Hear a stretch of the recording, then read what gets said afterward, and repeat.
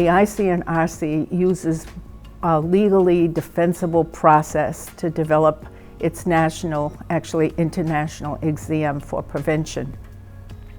That job analysis is revised every 5 to 7 years, and we bring together a group of subject matter experts, most of whom have been in the field less than 10 years, certified less than 10 years, and they are a cross-section of folks who work in the field.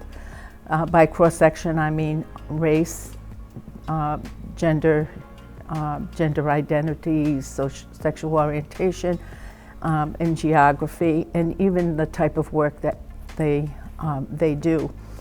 And that group comes together and completes or drafts a job analysis. This job analysis has 6 domains that you'll hear about. As you'll see as you watch this video series, you really see through the discussions and conversations from some of the other panelists that your work really will overlay and go through all six of the domains. It's not going to be the case that you're just going to be doing work in one domain with your work. It's really going to go through all 6 of them in many cases. So that's why this video series I hope will hopefully be very helpful for you as you're starting out your prevention career, is to understand the domains individually, just kind of the framework and the science and the evidence behind them. Because ultimately that's really what the 6 domains are. They're really sort of the scientific, data-driven structure of what a prevention professional is. One of the biggest challenges of prevention, in my opinion, is how it's often looked at as like a soft science, right? Like, oh, it's just prevention, right? Anyone can do prevention. And that, to me, I think is nuts, right? It's like, if you came to me and you asked me, hey, how do I perform heart surgery? I'm not a heart surgeon. I would never tell you how to do heart surgery. What I would tell you to do is you should probably find a heart surgeon to ask, right? But with prevention, that doesn't seem to be the case. Prevention is not looked at as sort of this hard evidence-based sort of science or practice. And I think the PTTC and I think a lot of other organizational boards that are involved in sort of creating more of a professional credential around prevention is really attempting to reinforce this notion that prevention is a hard science. There's evidence in what we do. It's a science. There's a vast amount of research that we use to inform whatever it is that we're doing. And I think that's an important point to make, because I think there are some well-intentioned communities that try to come into this work and kind of figure it out, and I think there's a part of that to everything that we do. But if you don't kind of pull in some of the hard science and the evidence that's necessary in guiding this work, you'll be spinning your wheels. I really see the certification process as how we professionalize our field as prevention specialists, so that we have a baseline of information, that we know if you're in this field, you have a baseline of understanding, we're speaking the same language, and that we are professionals. This isn't feel-good work, this is evidence-based work, this is work that has an opportunity to make a real impact. It's not just because we like to run, red ribbon campaigns. And that's what kind of the old guard used to think about prevention. We've grown so much. So the certification process really helps us professionalize our field and create a template for workforce development. Knowing what your domains are, knowing that you're using the strategic prevention framework, knowing what that is, and being able to convey that to community members, it really, for me, over the years, has helped elevate the field of prevention as a reputable, credible field that, we're not just putting our finger in the air and seeing which way the wind is blowing and saying, oh, we think there's a problem with this. We know that this prevention framework works. I think it's important to share why the prevention field. Well, why get into the prevention field?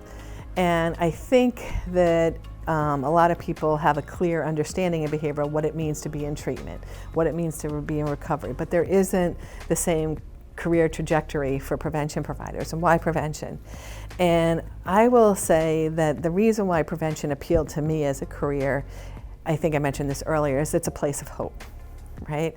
And that it is a place of